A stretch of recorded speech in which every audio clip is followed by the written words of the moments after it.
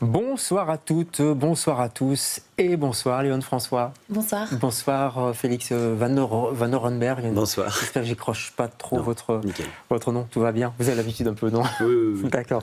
Je vais vous poser trois questions, les mêmes peut-être à vous deux pour être plus simple. Tout d'abord, Léon, si vous étiez une époque, vous seriez laquelle?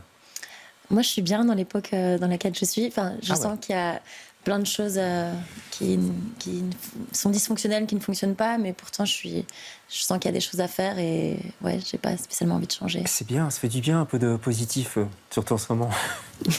Et vous, si vous étiez une époque? Moi, je serais 2005, parce que j'avais 10 ans. Que c'était super, c'est génial d'avoir 10 ans. Comme dans la chanson d'Alain Souchon, je crois. Ah bon? J'ai 10 ans. Si vous étiez le titre d'un roman? Alors, je ne sais pas si je saurais le titre, mais en tout cas, là, j'ai lu une BD qui s'appelle Impénétrable de Alix Gardin, qui est venue ici la semaine dernière. Voilà. Ouais. Et ça m'a énormément touchée. Et je vois aussi des similitudes avec le trajet du personnage que je joue là dans le spectacle dont on va parler. Complètement. Et donc, voilà, j'ai envie de mettre... Impénétrable, Alix Gardin. Et vous, le titre d'un roman? Le conte de la pensée dernière d'Edgar Inselrath, qui est mon auteur préféré. Et j'aurais envie que tout le monde lise ça. Je vais aller voir parce que je ne connais pas. Et si vous étiez un film?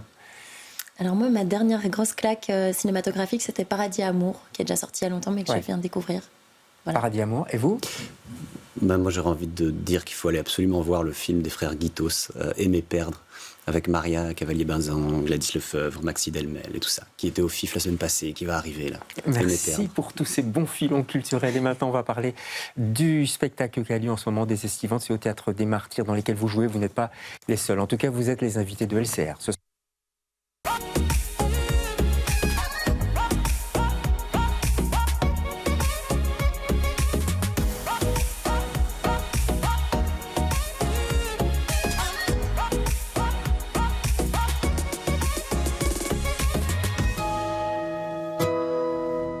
Ah bah Chalimov, t'es tout seul là dans ton coin, pourquoi tu dis rien? Mais je suis un peu flagada. C'est l'histoire d'un monde qui se fissure. On met en scène, n'est-ce pas? On réfléchit, on crée, ça vous retourne, on se fatigue à la fin, je le dis comme c'est. On est à l'aube d'un nouveau monde, et il y a ceux qui s'accrochent coûte que coûte à leurs privilèges, et il y a ceux qui veulent que le monde change. Mais c'est aussi une histoire privée, celle de Varvara. Demain, il y a Chalimov qui vient nous voir. Ah, j'aime pas ces dernières pièces. Acte 1, c'est mort. Acte 2, c'est fade. Acte 3, c'est creux. Du coup, c'est chiant. Faut que tu comprennes, là, je l'attends comme le printemps. Je suis tellement mal. Donc c'est la grande révolution et la petite révolution qui sont sur le plateau. Mais qu'est-ce que nous apportons à la vie, nous tous? Toi et moi. Les Russes n'ont pas leur pareil pour analyser l'âme humaine. Et elle? Hein? Et Maria Louvna, qu'est-ce qu'elle apporte à la vie? De la haine? C'est bon! Les paroles oubliées sont oubliées, c'est tant mieux. Les vivants ne peuvent pas vivre du précepte des morts. C'est de l'humour, on parle de choses graves avec beaucoup d'humour. On parle de la condition humaine, on parle de la condition sociale, la condition privée. Donc je dirais qu'on déploie beaucoup d'énergie pour parler du vide.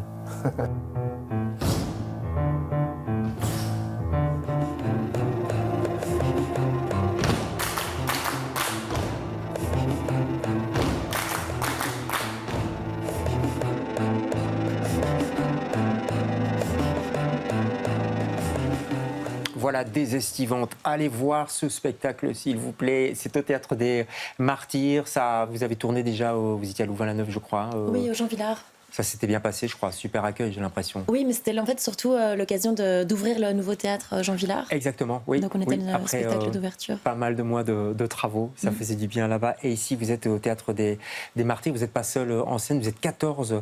Et on le voit, vous riez d'ailleurs, vous souriez en tout cas pendant l'extrait.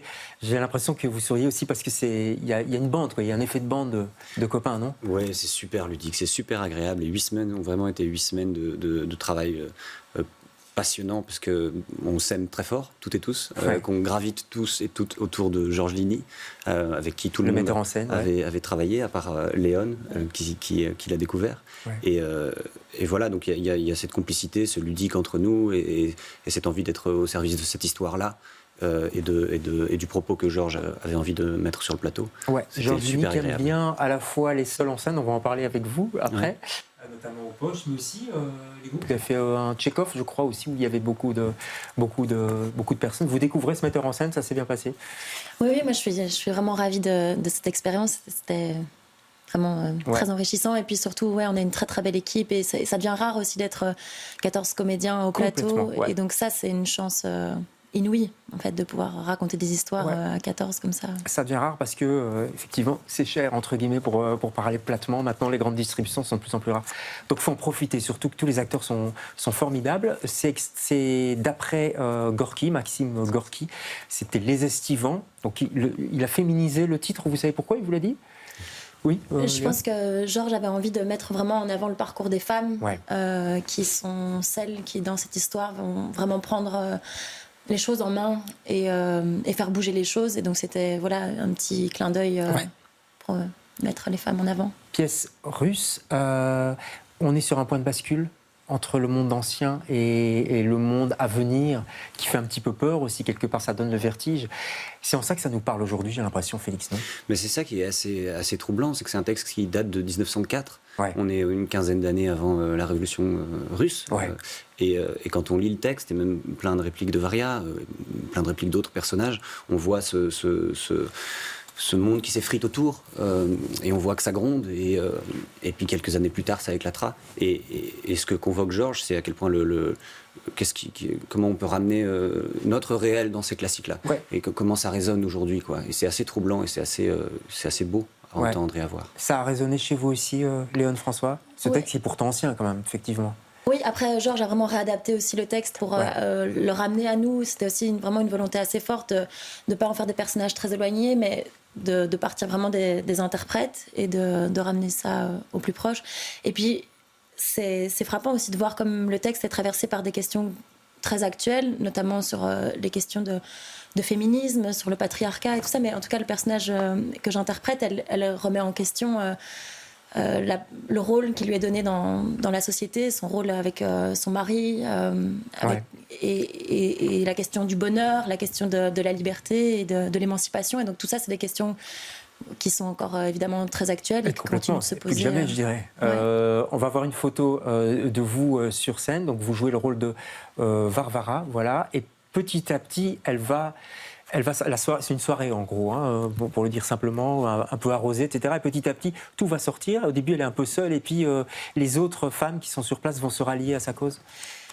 Oui, c'est-à-dire au moment où on la découvre au début du spectacle, elle a invité avec son mari toutes des amies à dîner, et tout le monde parle, ça parle énormément, il y a une espèce de brouhaha, et puis dans ce brouhaha, on va commencer à entendre certaines voix, notamment la voix de Maria, qui est interprétée par France Bastoun, auquel mon personnage va d'une certaine manière s'identifier, et la trajectoire de mon personnage sur toute la pièce, c'est d'arriver à mettre les mots sur ce qu'elle ressent, réaliser que la vie telle qu'elle est ne peut pas continuer comme ça et ne fonctionne pas, et arriver à mettre les mots pour arriver à partir, à s'enfuir et à être dans l'action.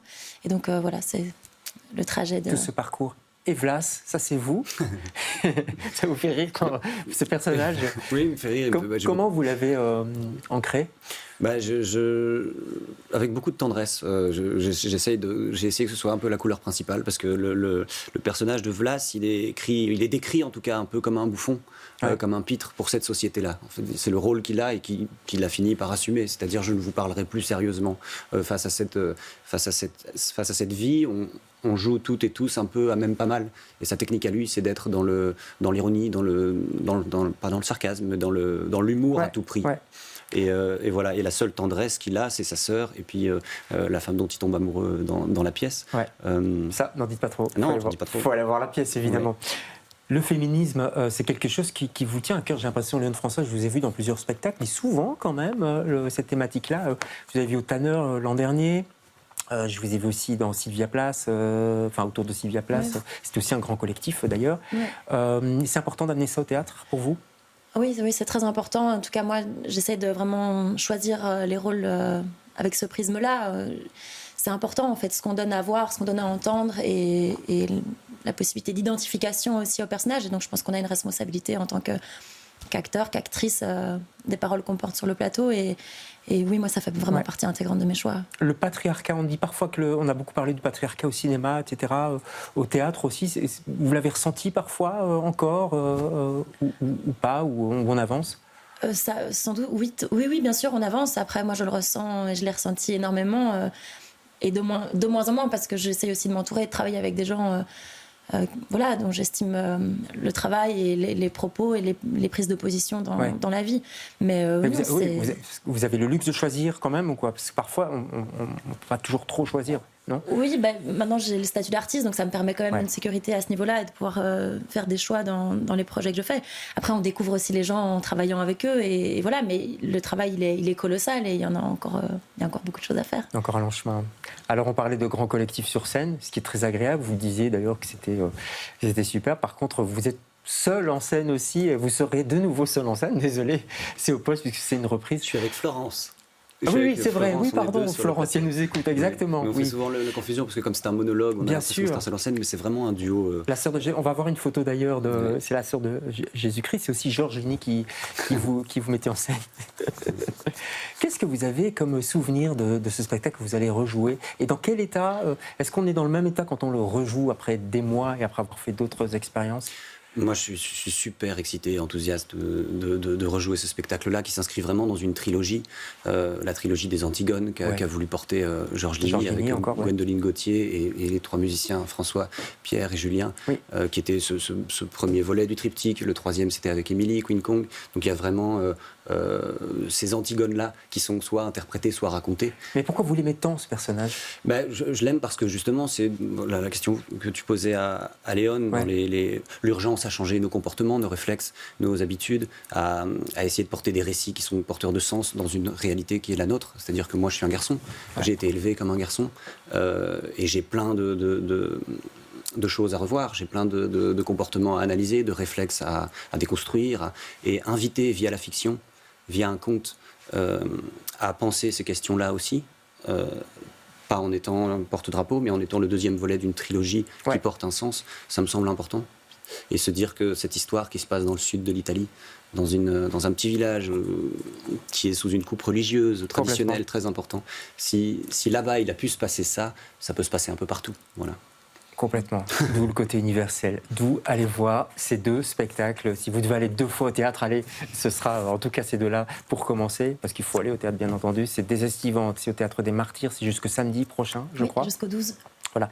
Et on pourra vous voir plus tard au Poche aussi, dans un spectacle qui s'appelle L'Empreinte, si je ne m'abuse, mais on en reparlera. Oui. Ce sera du côté du mois de mars. Et puis vous serez avec la Sœur de Jésus-Christ à partir du 29 octobre. 29 octobre. Ouais. Et puis une partie du mois de novembre. Ouais. Voilà. Merci à tous les 2 d'être passés chez nous. Merci beaucoup. Et bonne continuation. On se retrouve demain avec d'autres invités. Bonsoir.